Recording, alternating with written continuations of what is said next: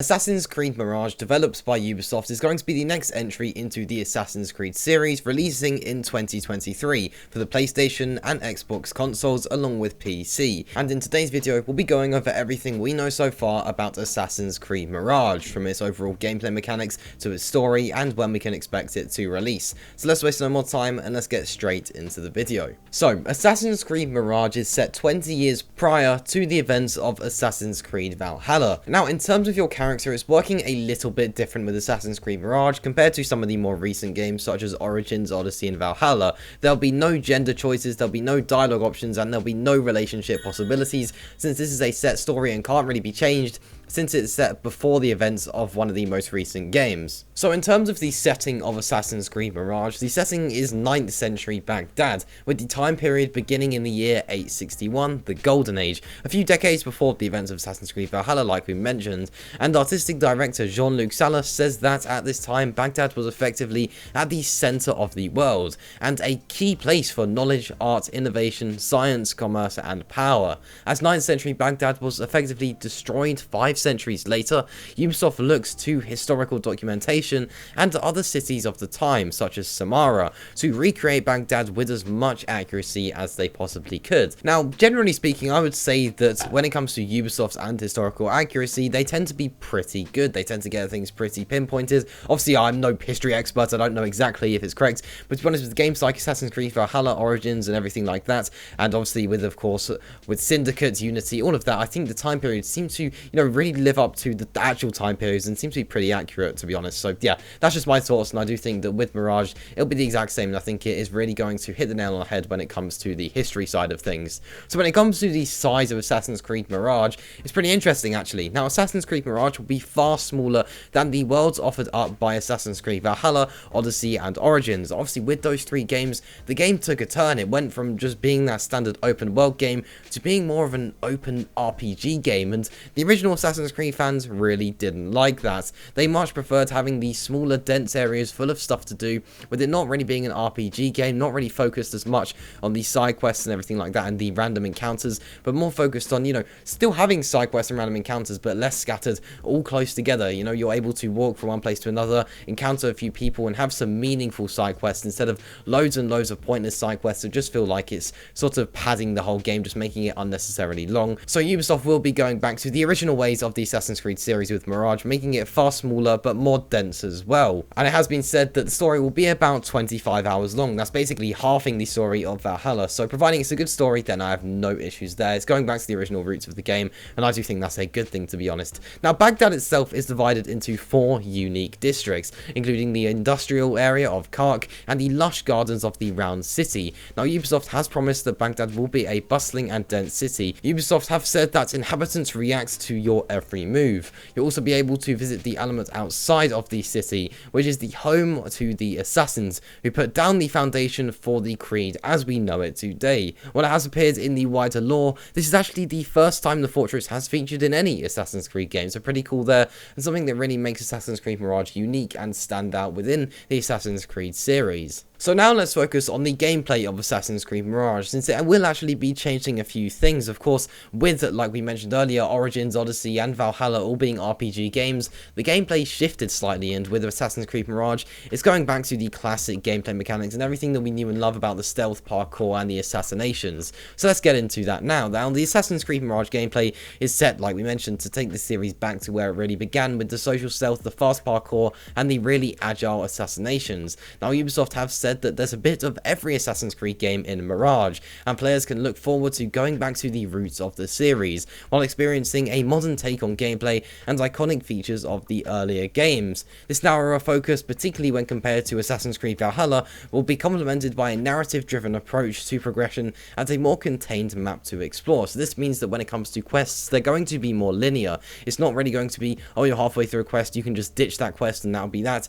Once you're in a quest, you are in a quest and you need to complete complete that quest, since it's really focused on the story and making them feel realistic and more dense, like we mentioned earlier. Just overall making it, yeah, a more linear approach to it with a sort of more clear progression system, if that makes sense. So when it comes to the stealth is where things are really changing. Ubisoft have said that the Assassin's Creed Mirage has a bigger focus on stealth than in the most recent games, structured around the loop of identifying, hunting and eliminating a target, and then also vanishing to make sure that you aren't seen. To support the embrace of stealth in Assassin's Creed Mirage, Ubisoft has reworked detection systems to allow for more granularity and feedback, structured the design of the city and its rooftops to better allow for stealth and approaches, and introduced new tools to aid with combat and escapes, such as detection mines, which can actually release a cloud of smoke when triggered, and there's also going to be a blow dart, which we've seen within previous Assassin's Creed games. Obviously, the detection mine, though, is going to be something new with Mirage. Now, the detection mines are basically going to help you stay out of sight, and well, obviously, it is going to alert people that there is someone nearby that shouldn't be there, an intruder basically.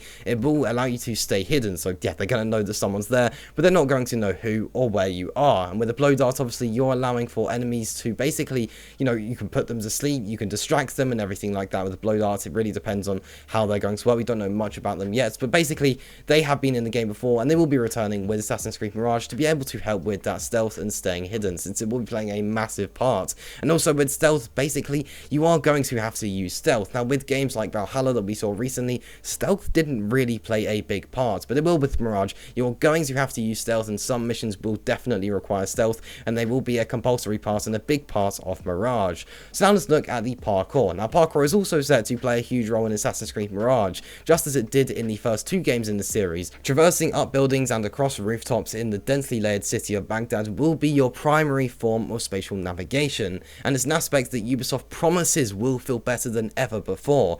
They have said that they've sped up the pace of the parkour so that players do really feel agile and empowered when traversing the city. Additionally, Ubisoft is bringing back many of the beloved animations and iconic moves from past games. An example of this is the corner swing, and it's introducing new parkour moves like the pole vault to help Basim clear large obstacles. Now something interesting about Basim is he is one of the fastest assassins that has been known within the series. He's very fast at parkour. Now obviously parkour was massive within games like Assassin's Creed Unity, where the parkour really felt perfect, and hopefully with Mirage is going to be bringing back all of those mechanics that worked, but also bringing in new ones as well, like they've mentioned. So let's look at assassinations, which of course, you know, runs in their name. They play a big part as well. Now Assassin's Creed Mirage will pull a lot more focus onto assassinating targets.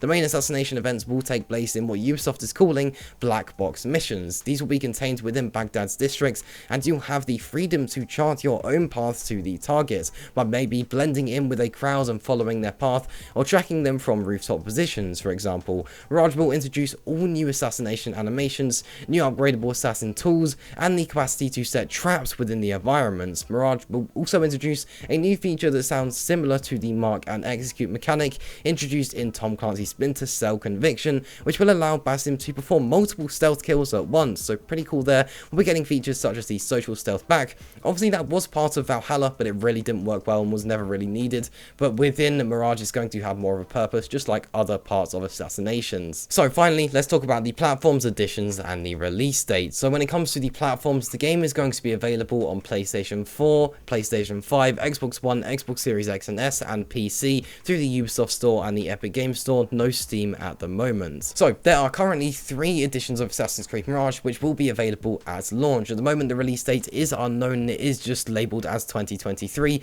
so hopefully soon we'll get some news, and then by the end of the year we should have the game, unless it is of course delayed to 2024, which there have been some rumours about. We'll just have to wait and see how that all pans out, but we do know the editions and they are already available for pre-order. So first of all, there's the standard edition, which will cost $50. Then there's the deluxe edition, which includes DLC inspired by Prince of Persia, which will be priced at $60. Then there is the limited collector's case, which includes a 32cm Basim figure and a map of Baghdad, exclusive steelbook, and there will be more, which will run you back $150. And if you get the Assassin's Creed Mirage pre-order locked in now, you'll get an exclusive access to a 40 Thieves side quest. So there you go, that's everything we know about the editions and release dates of Assassin's Creed Mirage, and that does just about wrap up things here. That is everything we know so far about Assassin's Creed Mirage. So if you did enjoy this video, please be sure to like, subscribe, and hit the notification bell so you don't miss any content just like this. On the screen now is a link to another video. If you think you'd like that, then click the link on the screen and go ahead and join me over there.